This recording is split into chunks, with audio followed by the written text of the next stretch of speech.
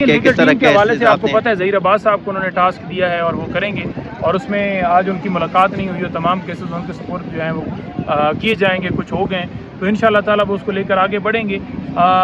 इंशाअल्लाह ताला ये जो जंग है हमारी पुरअमन तरीके से, हम कोई बंदूक या टैंक वाले नहीं है कि किसी पे हमला करना है, पुरअमन तरीके से यानी एहतजाजों के ज़रिए निकल कर आवाज़ बुलंद करके अदालतों में जाके दोनों तरीक़ों से हम ये इंशाअल्लाह ताला अपनी जंग जीतेंगे और इंशाअल्लाह ताला फतह आप लोगों की होगी। गंडापुर को पूरा इत्मीनान है और बाकी जो लीडरशिप है उनको भी मुकम्मल खान साहब ने गंडापुर साहब के हवाले से बातचीत की है, सलमान कमराज साहब से डिस्कशन हो रही थी और उन्होंने उनको पहली पैगामात भिजवाए जो आपके सामने थोड़ी देर पहले जो है उन्होंने भेजे।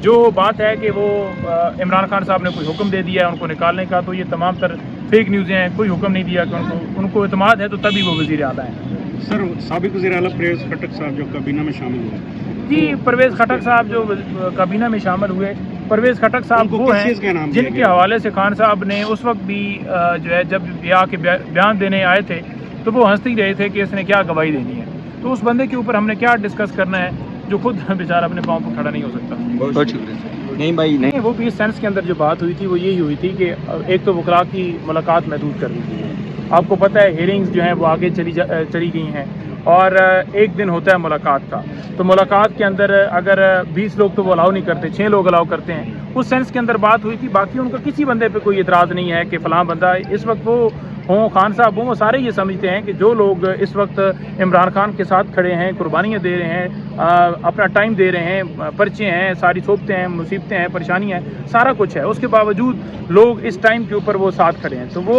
जैसे आपको खान साहब का वो अल्फाज याद होंगे कि उन्होंने कहा था कि उन लोगों को ना मैं भूलूँगा और ना ही ये कौम भूलेगी। तो जब एक बंदा एक नज़रिए के साथ खड़ा है और उसको सपोर्ट कर रहा है तो डेफिनेटली उनको नज़र आ रहा है कि क्या है। खान साहब ने पिछली मुलाकात में कहा था कि क़यादत को अमली तौर पर आगे आना चाहिए, अगर अडियाला जेल के बाहर भी एहतजाज करना पड़े तो करें।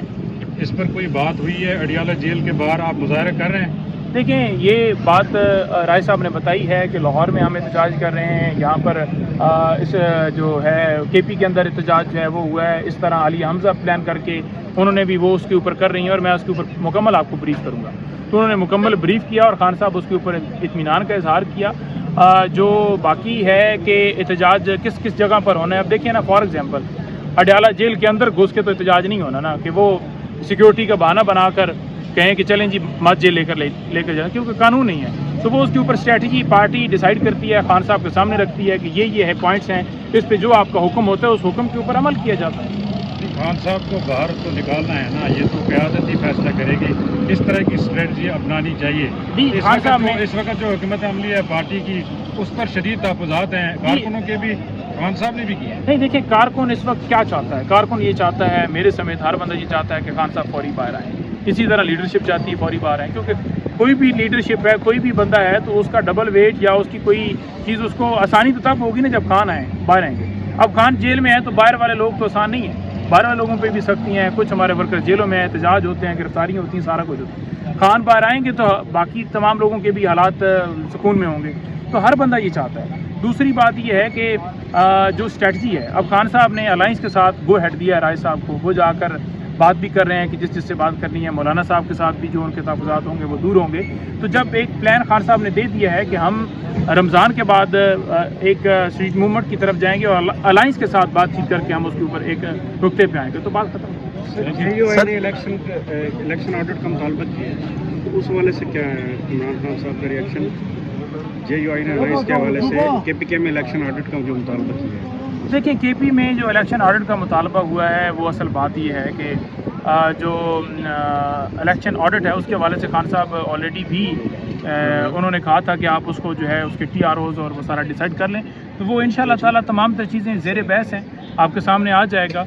और दूसरी बात ये है कि जो है जो सिक्योरिटी के मामला हैं, खान साहब ने उस पर बड़ी गहरी तशवीश की। उन्होंने कहा है कि उस वक्त जो बाइडन की जो एडमिनिस्ट्रेशन थी ना, जो बाइडन की एडमिनिस्ट्रेशन है जनाब, उसकी वजह से उनकी जो पॉलिसी थी उसके सामने ये सारे झुक गए, जिसकी वजह से आज आप देख लें कि क्या सूरत हाल हो चुकी है। उस वक्त भी उन चीज़ों पे आमादा हो गया। अगर हमारी पॉलिसी, क्योंकि 2200 किलोमीटर का फासला है बॉर्डर का जो आपका अफगान के साथ लगता है, पहाड़ी इलाका है, अगर बातचीत से मामला हल होता है तो वो सबसे बेहतर है ना। अगर आप बातचीत से मामला हल नहीं करते تو ڈیفینیٹلی یہ دہشت گردی کیسے پھر کنٹرول ہو سکتی؟ یہ تو نہ ختم ہونے والا. تو خان صاحب اس پہ بڑا گہری تشویش رکھتے ہیں کہ یہ ختم ہونا چاہیے، کیونکہ آپ کے ملک کے اندر یہ چیزیں ختم ہوں گی تو آپ دیکھیں نا، امریکہ پابندیاں لگا رہا ہے. آپ نے دیکھا کہ جس طرح وہاں سفیر گیا اور ان کو اترنے نہیں دیا.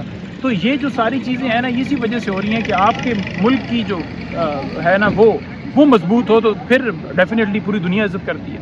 سر، جہاں پہ آپ نے خارجہ پالیسی کی بات کی ملک کی، تو احسان اقبال صاحب کی جو ایکسفورڈ یونیورسٹی میں ہوا ہے، اس حوالے سے آپ کیا کہیں گے؟ خان صاحب تک یہ بات پہنچی ہے ان کی؟